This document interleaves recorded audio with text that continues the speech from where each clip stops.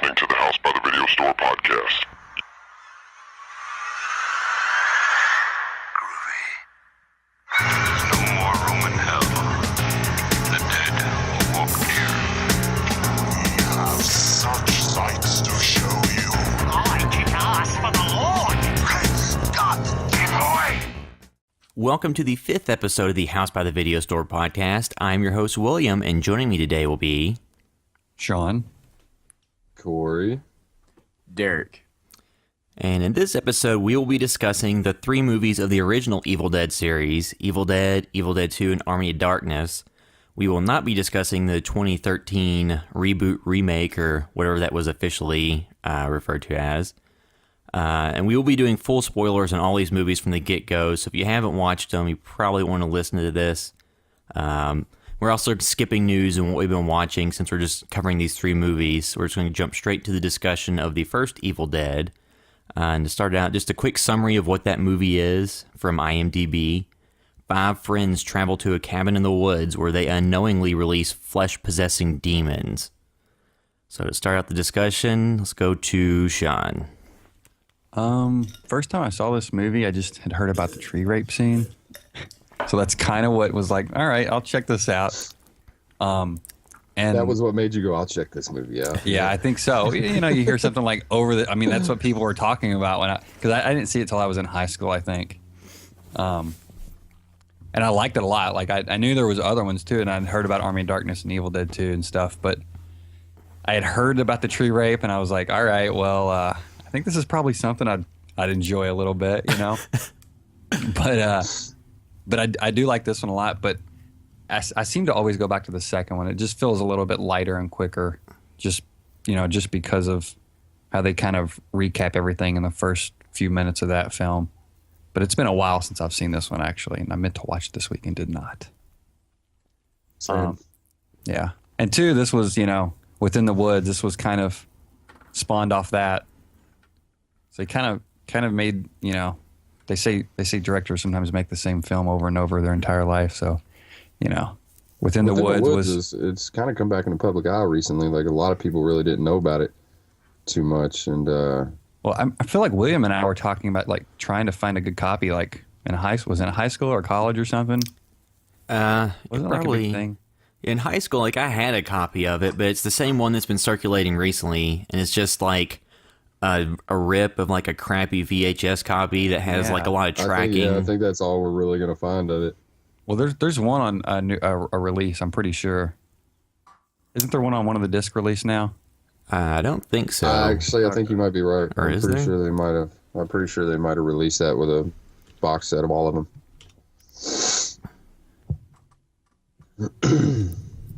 But yeah, at least I think so. Yeah, I feel like I saw it on somewhere on one of the releases, but I'm not for sure. But yeah, it made this, and then I kind of just like Evil Dead 2, and also too a little bit more money, a little bit slicker, But the only thing I hated about number 2 is the start of it. I've always hated that. Why? Because it's essentially a recap, right, William? Isn't that what it? Yeah, so it's... Yeah, because the studio couldn't get the footage to the original movie, so they just shot a real quick sequence to get you back up to where it was, right? Yeah. Yeah, Yeah, they it's kind of not like like a rewrote how it was, and Yeah. Oh yeah. I really hated that always. I guess that's just like the inner fan of me, because I really liked how many people were involved with the first one. Yeah, that's the one thing I like, too, is like there's so many. You had Ash, Linda, Scott, Shelley, and Cheryl. So you had a lot more characters in that one that seemed like, you had Cheryl where she got the tree rape scene. That kind of started everything once they listened to the tape. But I always liked that about the first one, too, better, was just had more of a full cast, I guess. Well, I think they said that they were planning to have like a full cast. Like they even had somebody as like the second Scott that they're going to use, and just ended up paring it down just to Ash and Linda, I guess for budgetary reasons and time, because they're essentially just recapping the prior movie. Mm-hmm. Because the best worst actor ever. Yeah. Now, who was it that originally decided to listen to the tape in the first one? Was it Scott or Ash that listened to the tape in the first one? Because I know they go in the basement and they discover the Kandarian dagger, the Book of the Dead, and the tape recorder, correct? Yeah, Scott essentially drives all the action till like 3/4 through the first movie. He's the one that makes every decision. Because he was actually supposed to be the lead character in that movie, but they switched it to Bruce Campbell or Ash because they couldn't keep Scott upright. Like, he ran, I guess, because they were all in school at the time. So I guess he had some issues, and they had to pull him out and make Ash the lead character. Because he was the one that actually killed his girlfriend, Shelly. Because remember, Ash had the axe. He was going to take her down. He didn't do it, so Scott kind of ran over, took it from him, and they just did the chop-up scene. And he was supposed to originally be the lead character, but I think because of school issues and time, Bruce Campbell was the only one that was available for the entire shoot, so he just kind of took that spot over. Worked out well for him, didn't it? Yeah, really. Well, and when you watch the movie too, because I think originally they had shot for like 6 weeks or so leading up to like Christmas, and then they lost a lot of the actors. So a lot of the back half of the movie has stand-ins for most of the characters aside from Bruce Campbell. Like all the fake chimps. Yeah. And one thing too that's funny is I believe with Linda, when he's outside and he's burying her, she comes back out of the ground. They just essentially went to like a local restaurant. Like, I think they just found a girl that was an actress, and they had her out and do this stuff. Like you said, they ran out of.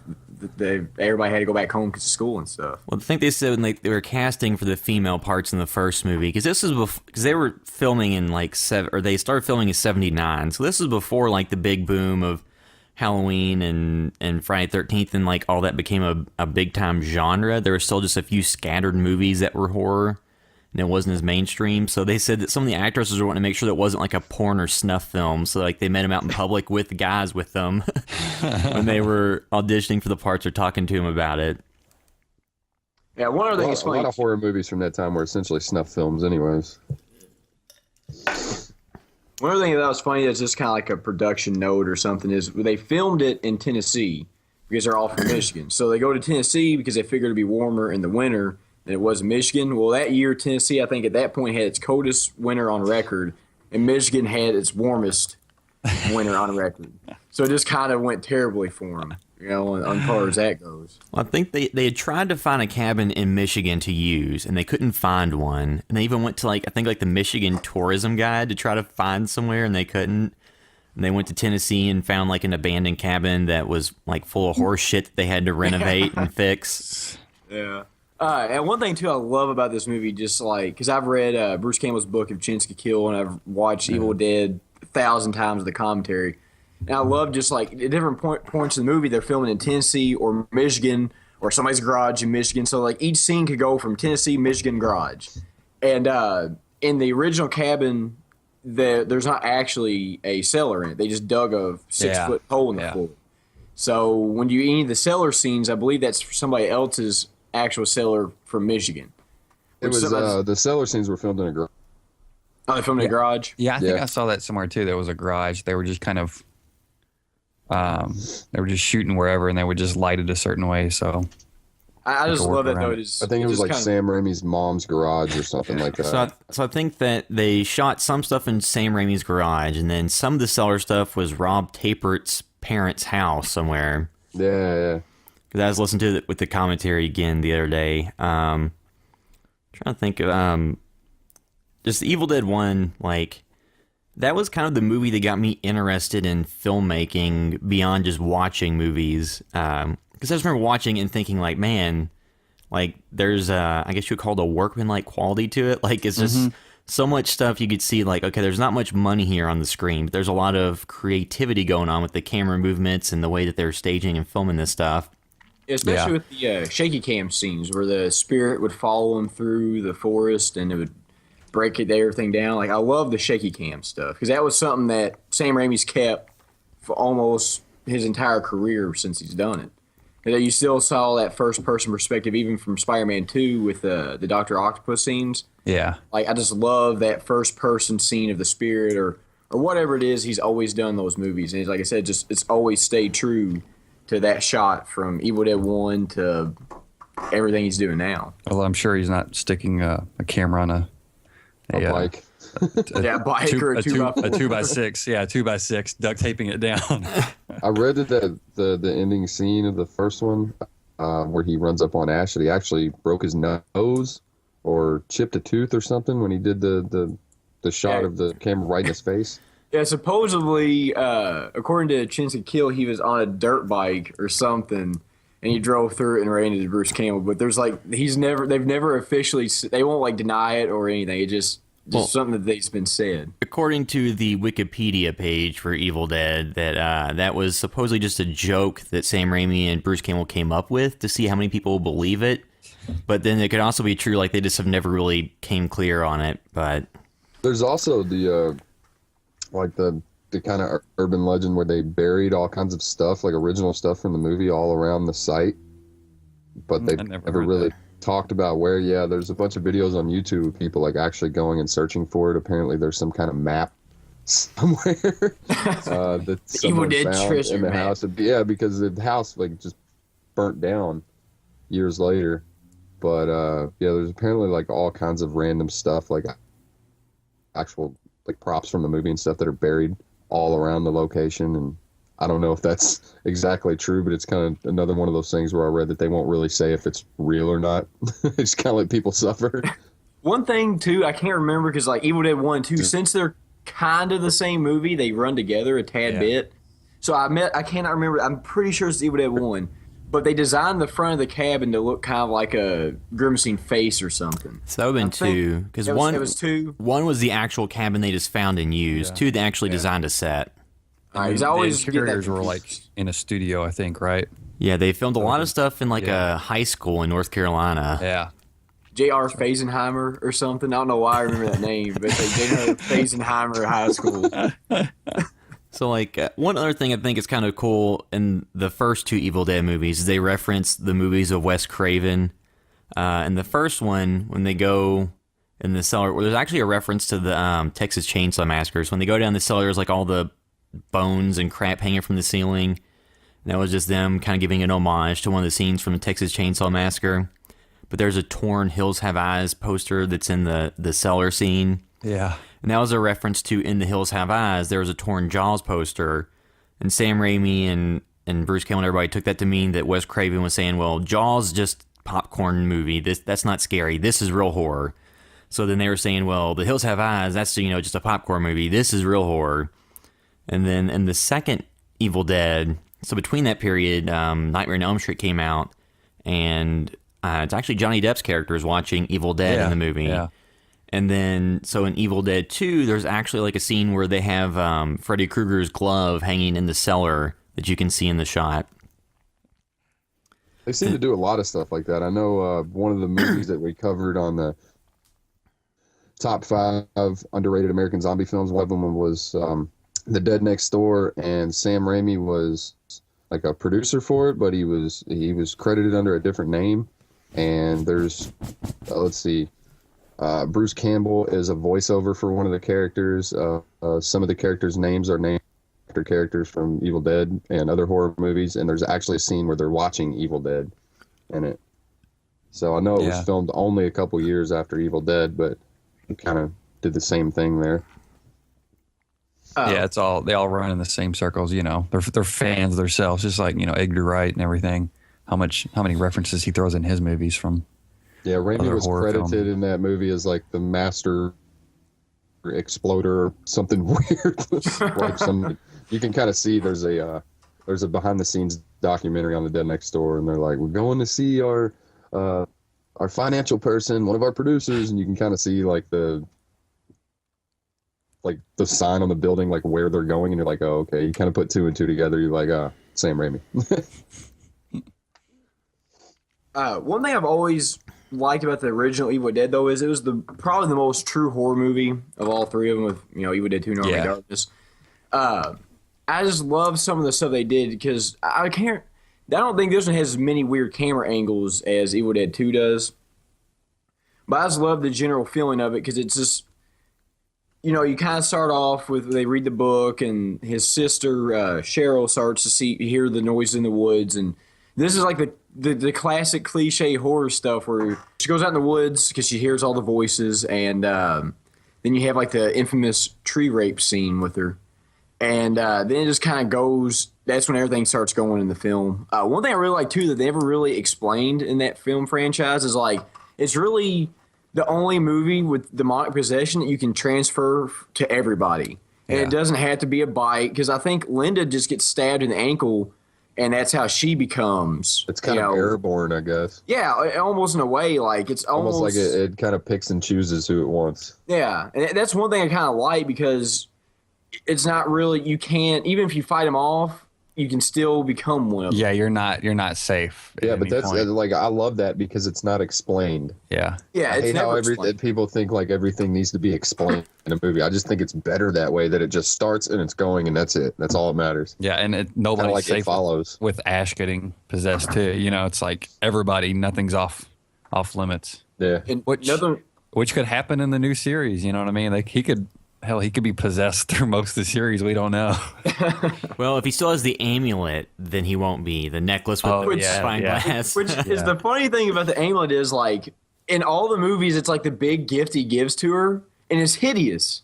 Like, and I think originally, like, in the movie, the necklace, amulet, what was supposed to have happened was, like, instead of him throwing the amulet on the book and dragging it to him, he was supposed to get it in the sun, and then it was supposed to catch the book on fire. Like, he was supposed to go through the amulet, kind of like a magnifying glass, and burn the book, but then they just kind of scrapped that idea. But I just love how, like, that's one of the few props that existed from Evil Dead 1 to Evil Dead 2, because I believe the only thing that they had left was the amulet, the tape recorder, and the Kandarian dagger. Because I believe the original Book of the Dead got destroyed. Yeah, I thought I read something too though about the amulet. Were they using different amulets for some different shots or something like that too? At They some might point, have. I think so. I thought I read something. I thought about it was all just one that they bought at some like cheap jewelry store in Michigan before they Yeah, started it's- production. But Ash, it's beautiful. I was like, what? And- What? It's like, it looks like a magnifying glass. What Yeah, it is looks like beautiful about it's terrible. Also, the place I bought it from was called Corey's Jewel Box, it? Oh yeah, which I really love. yeah. Believe me, there's a lot of people that love Corey's Jewel Box. Yeah, another thing too, though, is I like in the film is they have some of the bloodier, like, gross scenes of the franchise too, because I believe in Cheryl, like, she stabs Linda in the ankle with the pencil and just kind of rubs it around. You know, you see all the blood coming out of it, and now Linda, I can't remember how she gets transformed into into Deadite? into the Deadite. Doesn't it just bust the window on her or something? Because I can't remember. But anyway, she has like the bloodiest death in the entire franchise, because she goes, starts going crazy on him in the fire, and I think they throw her in the fire, right? And then she gets out, and then she's walking toward Ash. She picks up an axe, and he's not going to do anything, so Scott knocks him away and just chops her up. And one of my favorite scenes of that movie is just they have her on the floor just flopping. You got guts everywhere, feet, arms, head. And I think she's like still making noise. And it's the longest, bloodiest scream in any movie I've ever watched. I think it's almost like 3 minutes long of her just like, just top of the lungs. And I think the screen goes to the red. And that was like a standout scene because, like, it was just so horribly long to listen to. And it just kind of made it great because it was just so painfully just awkward and hard to listen to and watch. But it just made that kind of was one of the scenes that made that movie. everything. Raimi likes to do everything over the top. You know what I mean? Camera styles, all that stuff. It's just everything intensified, and that's what makes it stand out too. And going back, Ash's sister was attacked in the woods. Scott's girlfriend was attacked through the window, and Linda was just kind of laying there asleep and just woke up possessed because we weren't sure how she changed or whatever. I think she was the only one that was just kind of like laying there, and then all of a sudden she just turns. Well, I thought that Cheryl stabbed her in the ankle with a pencil or something. Yeah. After she gets stabbed, stabbed in the ankle, most everybody else got like attacked and turned like through the wood. Oh, one other thing through the too. window or something. She was just laying there. One other thing too, I love that they did too. They did this in all three of them, Evil Dead 1, 2, and Army of Darkness. Is whenever it showed somebody's becoming to be possessed, it would show like they. I can't think of the guy that did all the designs for him, but he would draw like on Linda's ankle. You could see where it was like they drew it on, kind of like a stop motion animation almost, of like black lines showing that it had become infected. Yeah, They like the did veins or whatever. Yeah, and they did the same thing with Ash and Evil Dead 2 when it's canon. I just love that because they even did Army of Darkness. I can't remember the exact scene they did it in, but all three movies they kept that in there, and they never upgraded how they did it. They just always kind of did like the hand drawn stop animation stuff. Less is more. Some other points to talk about in the first movie. There's a number of scenes where people were spewing like white liquid instead of blood out of their mouths. And that was actually milk in an attempt to have less blood on screen and to get an R rating. Which is funny when you look back at these movies. So Evil Dead 1 was rated NC-17. Then Evil Dead 2, I think, was just officially unrated. So both of these movies, like most of us saw as young kids, were like NC-17 and unrated with like tree rape scenes and. I didn't know what the hell I was watching at the time. Whenever I got it, I was just like, "What is this?" It was like you said they were trying to make an attempt to put less blood on the screen by using different colors of stuff, but I thought that made it more disgusting. Yeah. Because there was green and yellow and white and all kinds of weird shit, and I was just like, "This is way worse than blood. It's going to make me sick."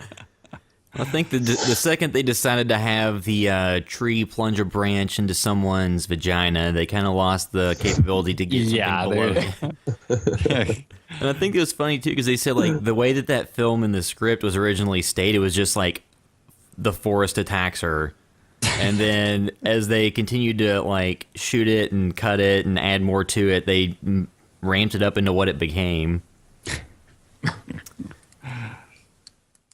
One other thing too is I liked another scene is when Scott, I think he finally has enough and he just goes out in the woods to escape. And we should also bring up too, I forgot about this earlier, is originally Cheryl, after she gets raped by the tree, she wants to leave, so Ash gets in the car, Sam Raimi's car, which is in every movie I think he's ever done. Yeah, except for they go to classic. Yeah. And they go to drive off and the bridge is broken. Essentially it's just like, I don't even remember, it's just like a real cheap cutout where the bridge looks like it's ripped back or something. And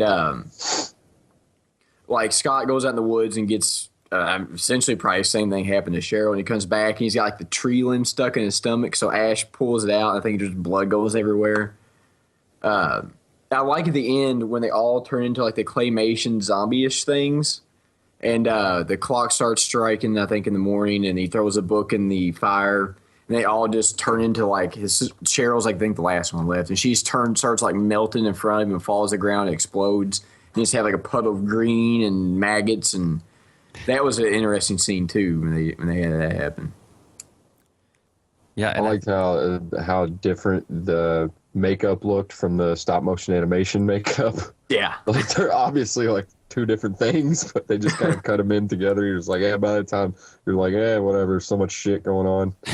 Also, too, when he throws the book in the fire and it starts to die, it has the tongue that comes out. Oh, it goes, yeah, it looks all over the place. And the Deadite version of Cheryl does the same thing. Yeah. There's a few things that I think they were just kind of like on the fly, like, this would seem cool. Let's just do that. Yeah. Raimi has good sensibilities, you know. Yeah. I think if you're looking for the truest horror movie out of the three, this is the one. Yeah. Like the first one definitely, yeah. Yeah, if you want a true horror film that kind of encapsulates like everything that the 70s and 80s were, I think this is probably that, because you got boobs in it, which were in all the movies. You got gory on-screen deaths. You know, it kind of everything that you'd want in a movie, this one has in it. Well, like the first one, you can tell that they're trying to be more of a horror film, but it kind of comes off as funny because they weren't great actors. And they were not. And number two in Army of Darkness, they were intentionally funny. So yeah, number one is definitely like more of a true horror film. So I guess we can move into the official discussion of Evil Dead 2, even though we've kind of been going back and forth. Yeah, especially those first two, they just kind of share a lot because they're almost like one film, you know? Yep. Let's see. So the summary of this one from IMDb: the lone survivor of an onslaught of flesh-possessing spirits holds up in a cabin with a group of strangers while the demons continue their attack. So like we mentioned earlier, the second movie, the first 15 minutes are just a quick redo of Evil Dead 1 that was changed slightly just to have two characters instead of all the characters that were in the original. And in the commentary, they said, a lot of people were confused and thought that, the Ash was stupid enough to go back to the cabin for a second time with someone else and do the exact same thing. And then Bruce Campbell was like, well, while he is dumb enough to do that, this is not quite the case.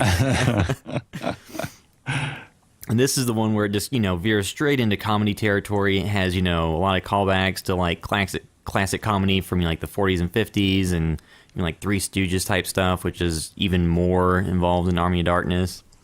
If you want to see a Three Stooges horror film, this is it. 'Cause you have so many gags that they pull straight from it. I love that aspect of it, though. It's just, and almost there's like kind of 80s-ish wrestling vibes that come later in the film when they're fighting off one of the monsters. But I just love that because it kind of does. You have your horror elements in it, but you also just have the Sam Raimi just kind of did what he wanted to do. Like they had a lot more of a budget in this film than they had in the previous one, so he just kind of had free reins almost. And just made the film that he really wanted to make. And real quick, you talking about the wrestling thing? Ash definitely has some of that in Army of Darkness when he's like talking to the people. He's like, "Come on, who wants some?" Same thing with that. That was the funny thing too. Is like promo. Is like the difference between Evil Dead 1 and 2 is like the character of Ash, because in the first one he was kind of reserved and like you said he wasn't supposed to be the star. Yeah, he was supposed to be the Scott character. So in this one they kind of went into his character a little more and he changes in all three of them. The first one, he's kind of he's just forced into doing what he's doing. The second one, he's a little bit more experienced in fighting them off now. Mm-hmm. A little more proactive. Yeah.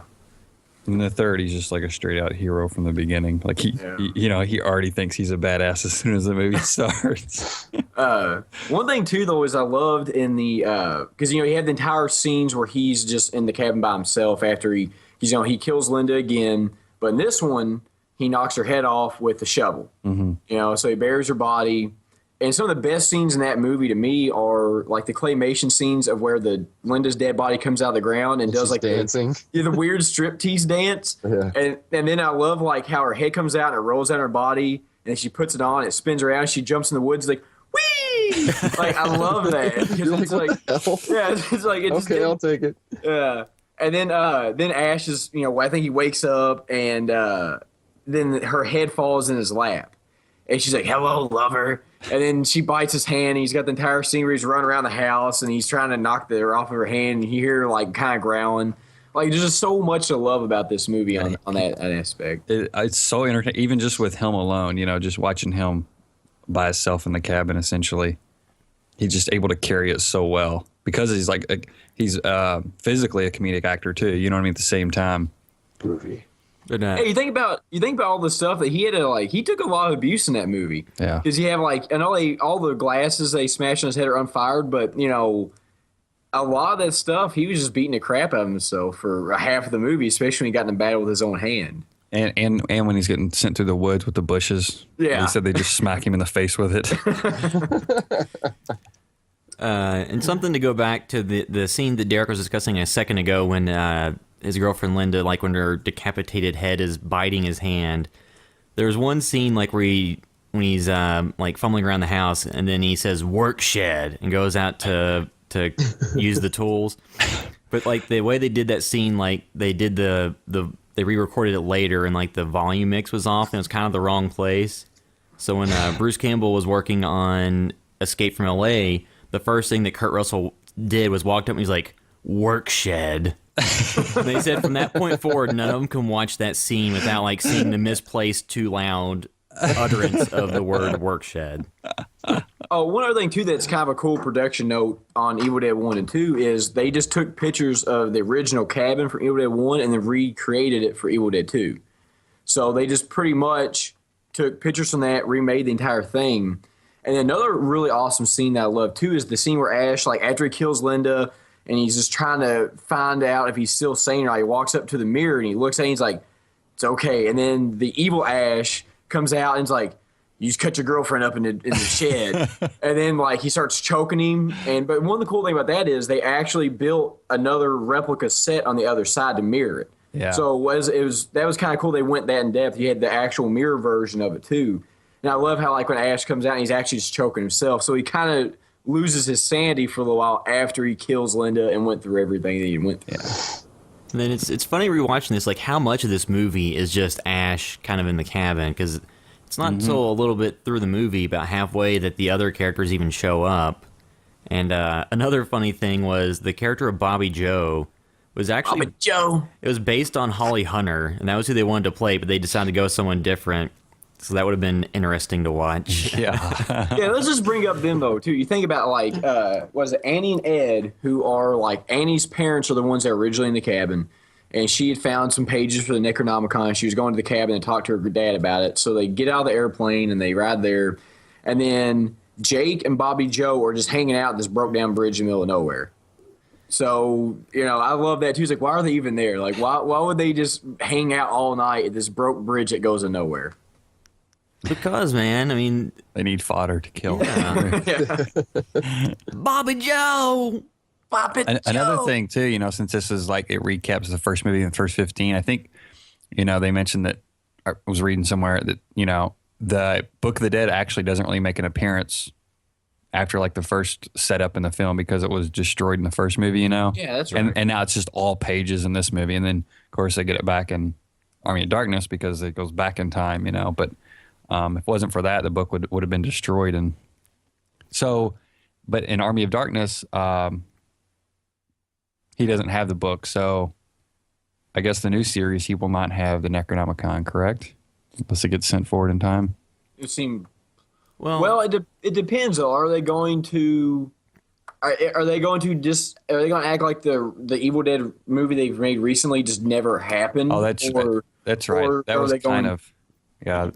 I don't know. It's still unclear as to exactly what happened, but I think, like, from what I read, like, the producer's notes, like, they treated it more like 30 years after the original, like, the cabin been renovated, and then the book somehow finds its way back there, and then it happens again. Yeah.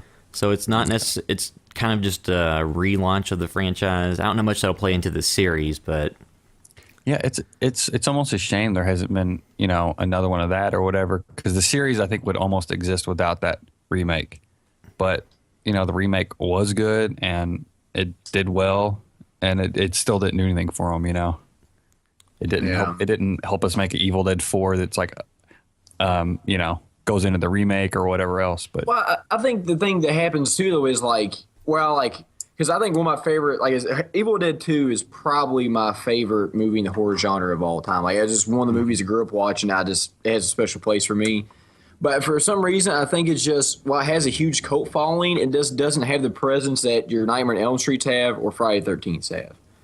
Because those characters seem to me like, it's just easier to make a movie about them because, nobody has to actually, Jason doesn't have a personality. You don't have to be a great actor to be Jason. Whereas Freddy's a little different. He kind of plays up on the goofiness and stuff. But it's like personality. Yeah, he has personality.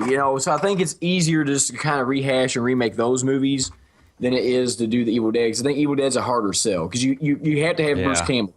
If you're going to do Evil Dead 4, you have to have Bruce Campbell. I think sometimes too him not having the star power a lot of other people in Hollywood have that might play. Oh into yeah, it absolutely. One part of The special effects too stood out for number 2. Like in the first one, you can tell it's obviously a little bit amateurish, and I don't mind that. I like kind of grimier stuff when it comes to special effects, but you can see how much more professional the special effects are in the second one. I think they were done by KMBFX, Greg Nicotero, who has done virtually everything. Day of the Dead, Creepshow 2, Phantasm 2, all kinds of stuff. I think he was even on a few. I think he was in Invasion. He did a special effects maker for Invasion USA. I think he did Spawn and even did just regular makeup for Pulp Fiction and Boogie Nights. But I think that's one of the things that stands out the most to me about the second one is how good the special effects and the gore in it is. It's just hilarious. I think one of the scenes too we haven't talked about is the best scene in that movie, in my opinion, is where the cabin laughs at him. He just cuts his hand off. Good. And one thing too about the entire hand cut off scene, gets chainsaw off, cuts his hand off. One thing I love is you had the entire scene where he's trying to catch the hand. He finally gets it underneath the bucket and he puts some books on it.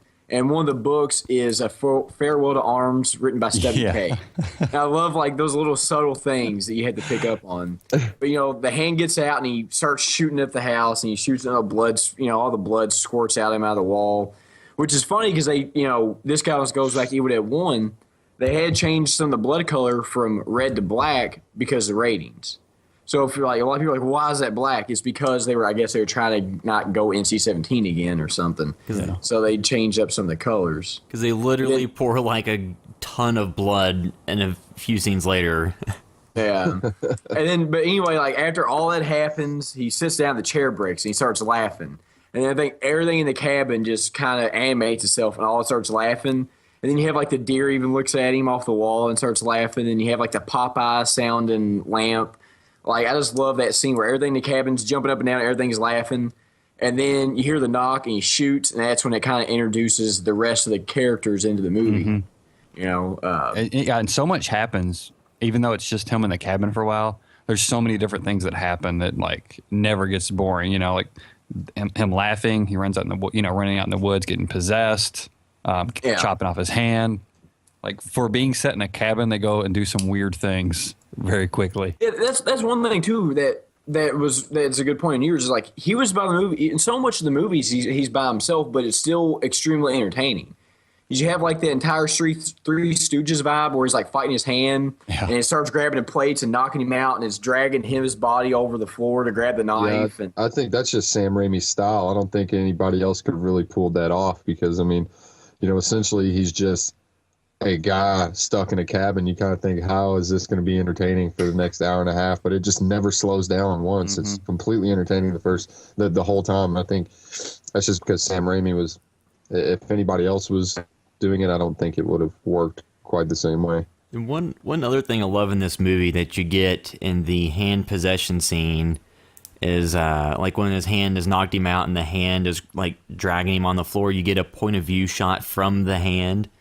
Yeah. So you get point of view shots from almost everything in this movie. You get it from the hand, you get it from the lurking evil in the woods, and Sam Raimi's later movies do that too. Like on Spider-Man 2, there was even like a shot from the point of view of one of Dr. Octopus's tentacles. Yeah.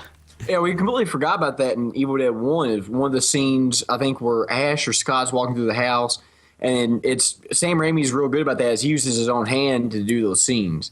Like, there's the hand doing it. I think he goes in the shower and he pulls back the curtain, and that's Sam Raimi's hand. And I always like those scenes, too, because it's just kind of a little bit of a different thing to do that first-person view. Because I know other movies did it. Like we talked about in the Friday 13th, we did the POV shots almost. But Sam Raimi's just felt a little bit different. Oh, yeah, absolutely. His felt, I mean, you know, the camera is almost like another character in these films. So they just have a lot of different it just has personality the way it's shot, and it's not just kind of complacent like, okay, well, we're just going to show this for a while point of view. He's not doing it because he doesn't know what else to do. He's doing it because these very specific moments, you know, to kind of get the emotional impact of what's going on through the camera. One funny thing too is like after he's laughing and everything, and they knock on the door, which I can't remember which character it is. I'm assuming it's Bobby Joe Gazette. He shoots the door and hear a girl scream, and it turns out Bobby Joe. With Jake and Ed bust in, Jake's like the big burly redneck guy, and Ed's the guy with Annie. They knock Bruce Campbell down, and they're beating the crap out of him. I think they've already knocked him out. And the funny thing is, like in Britain, I believe, or in England, or whatever, somewhere over there, they took a scene out where Jake kicks Ash in the face because you're not supposed to kick a man when he's down. I saw something about that one day. I kicked him in the head. Yeah. Yeah, it's just funny. Like of all the scenes in that movie, like, oh well, you got blood coming out of the wall, his hands getting cut off, heads getting knocked on shovels. Take that scene out. The guy gets kicked in the face. Not polite, Derek. That's not the right way to do things. Like it's okay to knock the girl's head off with a shovel, but no, we ain't doing that. They have weird. You know, I think Evil Dead 1 was it one of the first video nasties, Corey? Which one? The Evil Dead 1. I don't know about one of the first, but it was definitely like one of like the main few. Yeah. Yeah, it was. I always thought that. I think Texas Chainsaw Massacre is considered one, which I don't really know why. The video nasties are. Boy, that's a conversation for a whole nother day. Jeez. Yeah, The Evil Dead was actually one of the actual good films that I'd consider as a good film that are on the video nasty. And after, they kick him in the face and throw him in the cellar. And then I believe they go and listen to the tape, because he's trying to tell them what's going on. They ain't listening to him, throw him in the cellar. And then Annie listens to the tape recorder. which I believe is one of the only existing props. I'm pretty sure it's the tape recorder and the Kandarian dagger, like the only two existing props between the first two movies. And then, of course, you know, in the scene they're talking about how the guy that listened to everything is talking about how he read from the book and had walked with the evil spirits, and his wife Henrietta got possessed. Which is that talked about in the first film, or is that just something they added for the second? That was added to the second. Added to the second. And then I love when Henrietta comes out of the ground, because the first scene you see her head poke out, then she's got a little worm coming out of it. And then Sam Raimi wanted Bruce Campbell to scream like a girl when he saw it come out of the ground. That was like the thing he wanted. And Bruce Campbell does that real high pitched scream, which is funny because that kind of breaks the Ash character a little bit, because you know he never screamed like that before. That was like the one scene where he was like, I guess, full of terror. You know, I love that. I mean, this is the part of the movie too where it kind of kicks into action because you have all the characters, and then you know it starts killing them. There's the classic scene where Henrietta's eye pops out and goes into the mouth of Bobby Joe. Well, another good thing too to talk about though is because I believe Henrietta.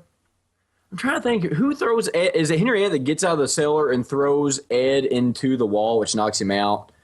And then he wakes up and he's floating around he's got all the horse teeth, like just a mouthful of teeth, and he eats Bobby Joe's hair while he's floating around the air. And then they do like the Dead by Dawn speech, I'm pretty sure.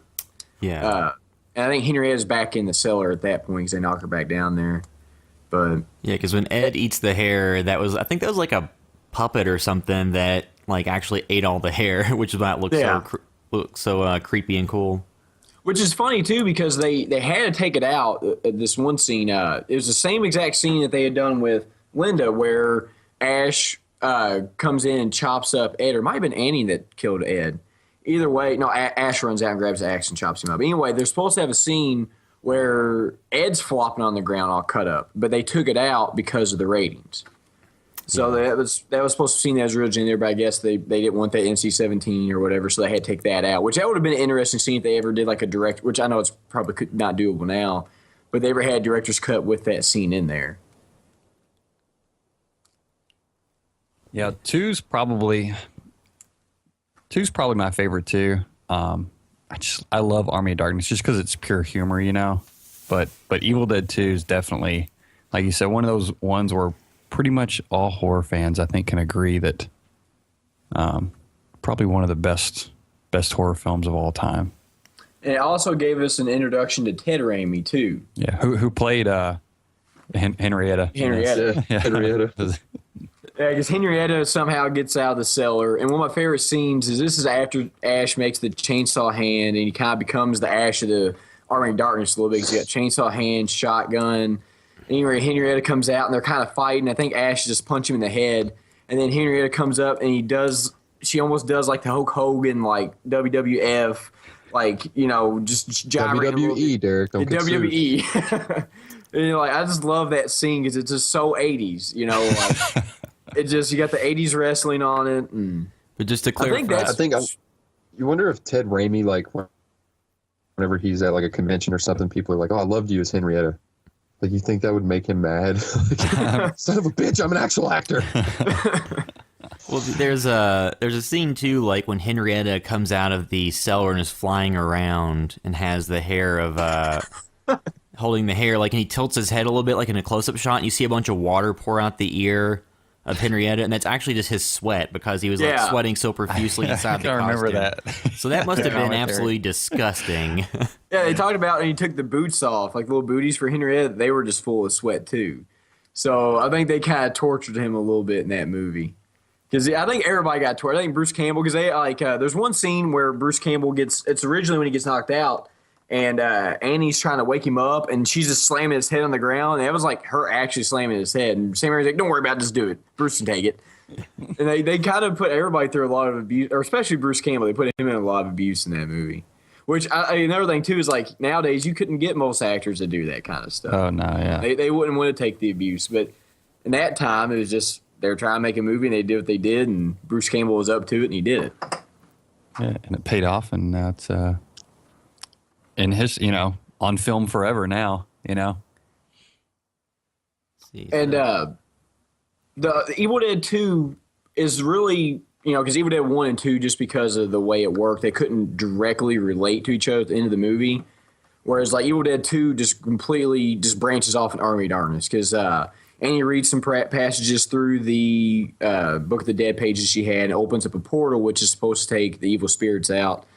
And there's one scene where there's like a giant creature that comes out of the portal, and I'm almost convinced, if anybody's ever seen Hellraiser 2, like the creature that follows them in the labyrinth, it's got to be the same creature. Because it looks, I don't know if the movies are similar in time frame or if they use the character first and Hellraiser 2 just use it because it was around. Monster from Big Trouble in Little China too. Yeah, it really does. And I was wondering if that's like the same thing from all of those movies, because like it's probably just sitting around somewhere. So. Yeah. Let's use this. I guess we can, since we've segged into Army of Darkness, we can go ahead and jump into that. And similar to the Evil Dead 1 to 2, how they kind of remade the Evil Dead 1 at the beginning of 2. So the way the Evil Dead 2 ends is like Ash is like their hero when he kills on the Deadites, and it starts out Army of Darkness, and that's not what happened. He's actually a slave. So it's another, like the movies all have some continuity between them, but then they all start off different than the last one left them. Mm-hmm. Yeah. But at least with Army of Darkness, they could still use the footage from Evil Dead 2, so it still showed the scenes where he got sucked in the portal and all that. So at least you had some of the continuity, but not all of it. Yeah, and this movie went much further into the realm of comedy and slapstick than horror. I mean, it'd be pretty hard to actually find somebody who is scared by this movie, I would think. Yeah. Maybe like small kids, but if you're 13 or older, I don't.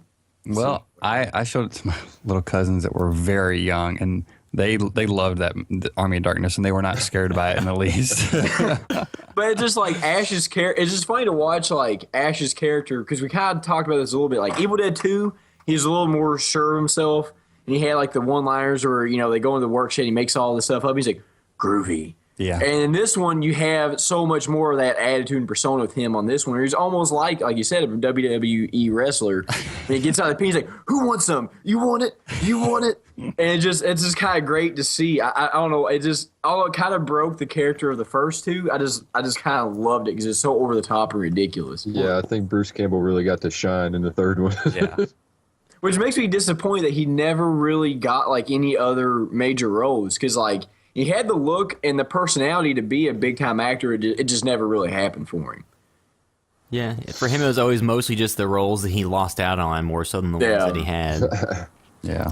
Yeah, but Evil Dead, like you said, Army of Darkness, it starts off a little bit different than Evil Dead 2 let out, because instead of being the hero, he was a slave, and they take him to the pit, which I hadn't watched Army of Darkness in probably 10 years before the other day. So when they were throwing him in the pit, I couldn't remember if it was like a Star Wars type pit or there's just monsters in the pit. It's just a scene I did not remember from that movie at all, him getting thrown in the pit. Yeah, that's a great little introduction. Boomstick afterwards. That's a great introduction to his character. Just him doing the fight, coming out, whipping his belt up, getting out, and then just putting everybody in their place. The only thing I don't understand, there's one big loophole in this movie. Where did the shotgun come from? Because they took it from him and they throw him the chainsaw while he's in the pit fighting. The little magician guy threw it to him. He kind of felt sorry. Oh yeah, he threw in the chainsaw. But where did the gun come from? That comes from. He just pulls it out. He gets out and he knocks out the one guy, throws in the pit, and he's telling everybody to fight. And then one of the Deadites crawls out of the pit and he shoots it. And it's like, where'd the shotgun come from? It's also like, how does he have that many shots coming out of a shotgun without reloading it? Yeah, it's like a double barrel shotgun, and he shoots like 30, 40, 70, 100 times in the movie. Hey, those are medieval rounds, man. It's true. Well, dude, he does make new ammo later on in the movie. This movie follows a very similar plot line to like Seven Samurai or Three Amigos, or like I even said that Oz the Great and the Powerful, the recent movie that Sam Raimi directed, like that was kind of a remake of Army of Darkness, where a character goes to a faraway land, everyone thinks they're like this prophet, and they're really not, and they're just kind of taking advantage of everyone, and then they eventually actually have to come through and save everybody. So it's a very well-worn plot, but they do add a lot of twist into it and comedy that you don't typically get in movies like this. Yeah, and again, just like Evil Dead 2, for a lot of this movie, or not a lot, but a great amount of this movie, he's by himself again. You know, he goes off and he's fighting himself. And another thing too, with the mirror from, like Derek was talking about, from the second one, when his evil self comes through the mirror's reflection, they kind of take that further in this one, where it almost happens to him again, but he's like, no, hell no, and he punches the mirror or whatever and bust it, but then all the little ones come out of it. So I love how they just kind of extrapolate something that happened before and take it even further in this movie. And the budgets for all these movies continue to balloon. So the first one they had, I think, like $375,000 to make the movie. The second one they had $3.6 million, and for this one they had $13 million. So in each movie they just got more and more money to put more of the things on screen, and they probably wanted to see from the get-go. Yeah. But something else I want to point out to Sean's point about him in both the Evil Dead 2 and Army of Darkness, a considerable amount of time is just Ash on screen. And I think that should be kind of a good sign of Sam Raimi's directing and Bruce Campbell's acting, that they can make that as enjoyable as they did. Mm-hmm. Because most movies, if you watch, like, you know, let's go back to Nightbreed last week. If it was 40 minutes of Boone or whatever his name was, oh my God, you couldn't have watched it. You know, with Clive Barker and Boone directing, it would have just been unwatchable, you know. But Sam Raimi and Bruce Campbell can make something that doesn't sound entertaining very entertaining. I mean, I've watched these, you know, the exception of Army Dark, Evil Dead 2, I've watched, God, 200-300 times probably. I mean, I've watched them ridiculous all over the time. But with these, it's like the concepts, if you just told somebody what it was, it'd be like, it doesn't sound entertaining, you know? Yeah. But they turn out to actually be extremely entertaining. And I think the genres that are most rewatchable are comedies, horrors, and then action movies. And that's kind of what, you know, two's got that perfect mix of comedy and horror, and three's it's mainly comedy but action, and then kind of a horror feeling to it because of what it's about. And I think that's I what wouldn't makes even really consider it a horror movie. Well, I mean, just as far as the creatures and everything, you know. Yeah. But also too, Ash's intelligence goes up like every movie. Because like in the first movie, you don't really know much about him. The second movie, you know, he designs the chainsaw arm, and then the third movie, he designs like a robotic hand. He becomes a chemistry major because he makes his own ammo and fuel, you know, and all this stuff. He gets the chemistry book out and shows him how to make all this stuff. And I just kind of like how, like, where did this come from? Like, his character went from being kind of, you know, not dumb, but he has practical knowledge, but yeah, but not, you know.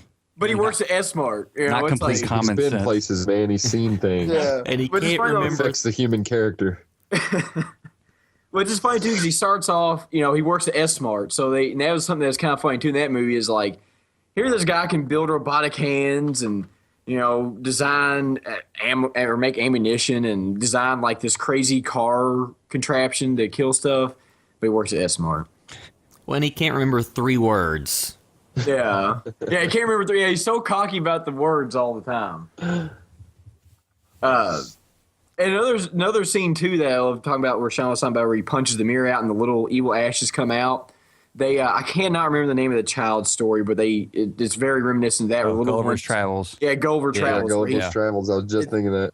It's kind of like that, and he ends up waking up where he's tied on the ground, and then 2 of them like hold his nose to where he can't breathe, so he has to open his mouth, and one of them jumps in his stomach or jumps in his mouth and goes in his stomach, and so he's like fighting him and he's trying to punch him, and so he goes over to like I guess he's making tea or something. He's got water boiled. He's like, I'll just teach you. So he drinks like the entire thing of hot water, and you hear like the little one go, ah!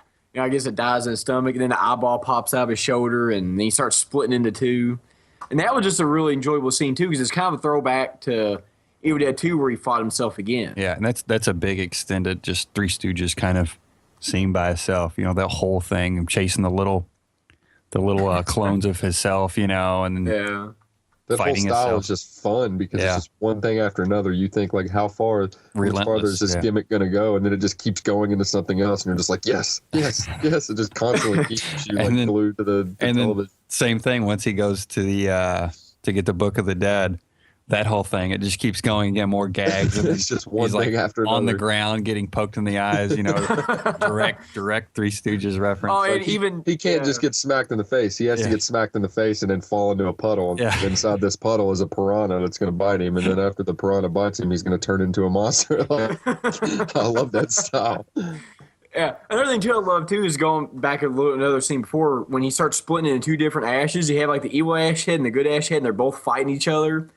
And they do the full split, and they're kind of fighting. And then he's like, "You're goody little two shoes ass, and I'm evil ash." And he's like, my favorite line in the entire movie is like, "Good, bad, I'm going with the gun." And he shoots him in the face. And that was like one thing too is he had so many one-liners in that movie. Yeah, this one, I think most of the one-liners from the whole series is from this movie. There's, two definitely has some great ones, but this one they just wrote the hell out of it as far as one-liners go. Yeah. And this character was, I think, a big inspiration for the Duke Nukem character in those games. Oh, yeah.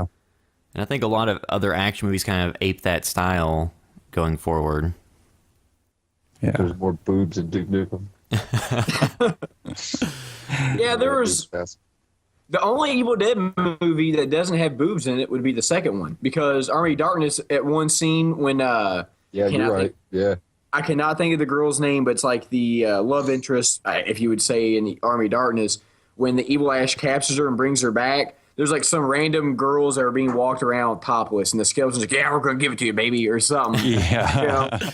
And just ridiculous because they're skeletons. It's like, what are you gonna do? Skeleton on human violence is a big problem when there is, evil forces at play.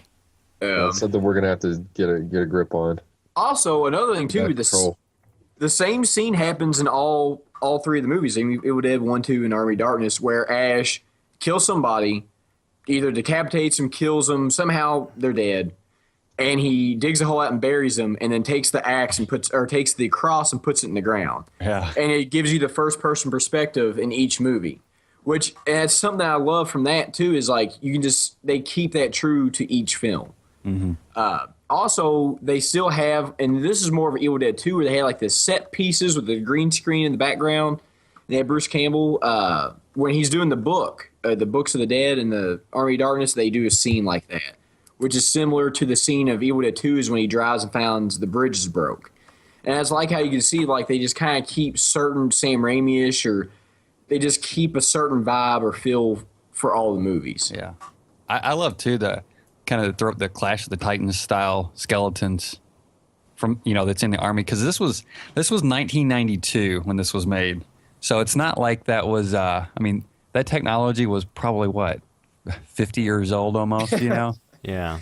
It's got that Ray Harryhausen feel. And like Jurassic Park came out a year later with like really good CGI, and they're using these claymation skeletons. But I think that just like gives it's the awesome. movie, it gives it like a certain charm. Like, Yeah, and to it just it has a direct in your mind. You directly relate it to those older films and stuff like Clash of the Titans, and it just makes it really fun because it wouldn't have had the same effect if it was great looking and kind of they look like real skeletons. It would definitely lose a lot of the humor that's in there. It's like the movies never, from Evil Dead 2 on, they never took themselves that seriously. Mm-hmm. And I think that's what made it enjoyable. Was like it never got too over the top or too serious, it was just it was just fun to watch. Yeah. Even if it wasn't the best special effects you've ever seen, it was just the way the skeletons talked and acted made it fun too, because they were just kind of like all over the place and just ridiculous on a lot of the stuff they would say. Yeah.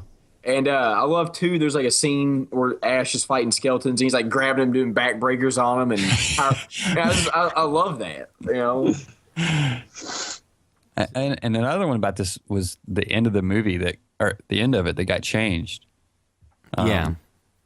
Yeah, you want to talk about that, William, a little bit? Yeah, so there's multiple versions of the ending. So the one they went with is where they send him back to the appropriate time period, and he's at S-Mart, and then one of the Deadites attacks him, and he dispatches it with the shotgun and all the crazy action. Like, and that scene too is the one like where there's like the floating Deadite with the multi-layered voice that it's kind of more reminiscent of like Raimi's later style, like that you saw in Drag Me to Hell and stuff like that. Yeah. Yeah, that scene is so well done, so well shot. Like you can tell they had extra time and they weren't like, okay, this is part of a thing where they shot it separately, and it's just they put like everything into it because that was, I guess they thought, okay, this is probably one of the last things we'll shoot for this movie, for this series possibly. Yeah.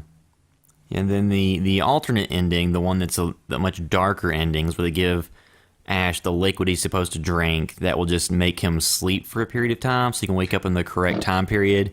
And similar to the way he messed up getting the books by not saying the words, he drank too much and then sleeps past humanity and wakes up to like a post-apocalyptic world where everybody's dead and it's and it's disaster world.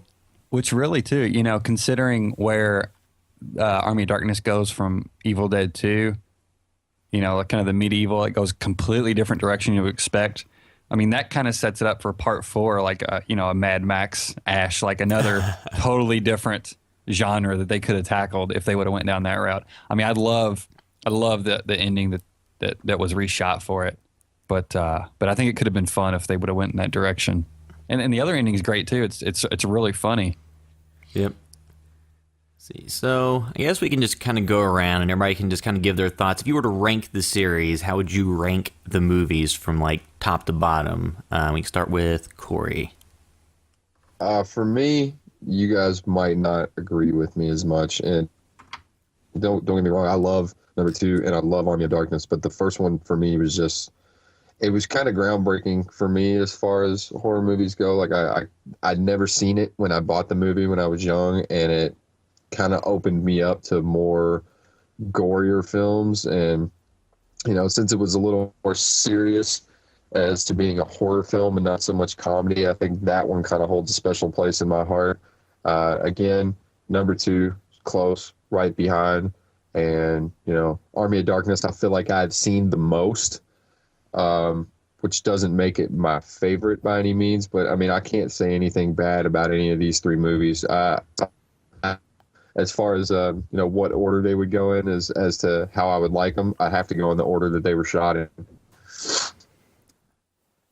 Yeah, for me, I almost reverse order. I think it's just because I've seen Army of Darkness so much, just because I pretty much laughed the whole way through it. And it's just one I just always turn it on, just because I love all the one-liners, and all the Three Stooges gags and stuff, but 2 is so good, so well done, just kind of the purest form of comedy horror. And then 1 was excellent too. I haven't seen 1 in forever, and I need to revisit it. I should have watched it this week. I just never got around to it. But yeah, I mean, Sam Raimi and Bruce Campbell, like, there's not anything close to a bad film in the bunch. And they all, even if the other 2 didn't exist, every single one would have been known, as being a great film and kind of one of the best, I think, of their genre. Yeah, I want to agree with Corey, actually. I mean, as far as just pure horror movies, Evil Dead 1 is probably standing out to me just of all time. Because I remember seeing a movie when I was like 10 or 11, and it actually creeped me out and scared me a little bit. I didn't like going to my basement very much after I watched it because of all the cellar stuff. So I think it had to be Evil Dead 1 just because, like Corey was saying, it was just kind of, it led me to a different genre movie. It was a little bit different for its time, and it just always stuck with me on the way they did everything with the Cheryl going from not being demonic. Just everything they did to me was just all the makeup, and everything was just so right in that movie. It's one of the standouts to me. Evil Dead 2, I love it. It's almost like my gold standard of horror movies for some reason. I just kind of compare everything to that, although it's not maybe a fair thing to do. I just love that was the beginning of like the Three Stooges-ish comedic horror movies for me, and I love it. And Army of Darkness is almost just like a like a Three Stooges, just a full-blown Three Stooges horror comedy action movie, But for me, it'd have to go Evil Dead 1, 2, and 3 in the order they were filmed. Army of Darkness is really fun to watch. And it's like you said, if it was just a standalone movie, it would still be completely entertaining. I just love each version of Ash you get, because you never get the same character. You don't get the same character in 1, 2, or 3 or in Army of Darkness. And I think that's something that helps that franchise a lot, is you never get a rehash. It's just always something new and something different every every film. So, but to me, one's my favorite. So for me, it's kind of tough to say 1 through 3 because I think in terms of just purely watching the movies, the one that I enjoy watching the most is 2, and then 1, and then Army of Darkness. So if I had just to say which one am I going to watch, I'd probably rank them in that order. But if it's in terms of appreciating the movies themselves, 1 was one where it was just a groundbreaking movie because if you remember, this was being filmed in 78, 79, and it didn't come out till 81, but a lot of the concepts they were working on were stuff that hadn't been done at that point in time. It was, then the camera work and a lot of the creativity that went into the movie just kind of set it apart from a lot of the other stuff that was made at that time. Because when you watch the Evil Dead series, one thing you can always say is there was always a lot of talent and creativity on screen, the visuals and the way everything's staged, unlike a lot of the other series like Friday the 13th, where a lot of those movies weren't really shot particularly well. Mm-hmm. Yeah. It was just more the kills and everything that people went after. And I think we mentioned before when we talked about the Friday the 13th series, like a lot of the first movies didn't really have very gruesome kills and like had the flashes to white, as opposed to this one's going full on getting an NC-17 rating. It's just... And it's funny, too, because I kind of see if you like Sam Raimi's other trilogy of movies, the Spider-Man movies, the first one set the stage. The second one was the one that had, just as much money as the first one, but was kind of a refinement of it and kind of came out with what you'd think he probably wanted to be on screen in the first one. Yes. And then the third one, he had a much larger budget than the prior two and kind of untapped or uncontrolled creativity, so he could do anything he wanted. And then although I'd say Army of Darkness is a really good movie, Spider-Man 3 is trash, but I think that the Evil Dead 1 and 2 were much tighter movies because of their budget constraints and timing constraints versus Army of Darkness that had a little bit more money and a little bit more freedom. And it was a little bit more muddled. I still love it, and I still watch it a lot, but I think that for me it's just Evil Dead 2, 1, and Army of Darkness. And just a real quick, one final thought on me on Evil Dead 1. One thing I loved about that movie is going to sound weird, is like the end credits, is because it ended the movie with the weird howling noises and like just the nothing, and I think it fades into like old timey like jazz music or something, and I really love that because it kind of transitioned from like the horror that happened to like happier, creepy old music, and I just kind of love the way that they ended the movie with just that part of the soundtrack with the howling noises, then the happier music. Yeah, because these movies had really good sound design and music choices throughout. Yeah, absolutely. I mean, that's what kind of sold a lot of the gags and a lot of the action and brutality, or and even the fun parts of it was all the sound designs and the noises and join us. Yeah, it sold it so much. It just it had so much personality to it. All right, so I think that concludes our discussion of the Evil Dead series. We'll have a new podcast out next week. So, and also we can just go around. So, if you like the podcast, make sure to subscribe in iTunes and give us 5 stars. As I think all 5. Make sure you put all 5 stars. If you don't want to give us 5 stars, then just hold on until you think we've earned 5 stars. 5 stars or get out. Then you can always find all the stuff we're putting out on at housebythevideostore.com, on Facebook. You can go to facebook.com/HBTVS. Find us on Twitter. Our name is HBTVS_official because we ain't no bust-ass, fake-ass House by the Video Store. We're the real deal. Then we're also on Vine. I believe that's HBTVS_official as well. And same for Instagram too. Instagram. And in terms of personally, if you want to find us on social media, you can find me at Will_droid. Sean, I'm at Blevins Sean on Twitter. And also, too, I did a video somewhat recently for the site that's Sam Raimi's techniques that he used in Evil Dead, the Evil Dead series, and Drag Me to Hell. So if you're a fan of Evil Dead and stuff, you may want to check that out. That's on the site. It's probably a couple weeks, 2 or 3 weeks old, but yeah, you can just search on there or go to our YouTube channel and find it on there. You can find me on Instagram at the underscore South End underscore Strangler. Yeah, it sounds awesome. That's just Instagram though. I don't have Twitter. I don't like Twitter, but I do like posting pictures. So yeah, and I'm not going to give you my real name for Facebook because that's a little creepy. And if Corey Higdon on Facebook if you want to look me up. Reverse. I'm creepy. Yeah, I'm more like Corey. I don't really like Twitter that much. I have one. It's DWCap90. And mostly I'm an Instagram person, and that's Meta World Derek.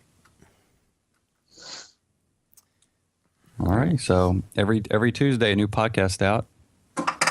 Like William said, get us on iTunes or check out on the site. We'll be posting it on there. And follow us on all the social media links. And that is it for this episode. Thanks for listening. Housed by the Video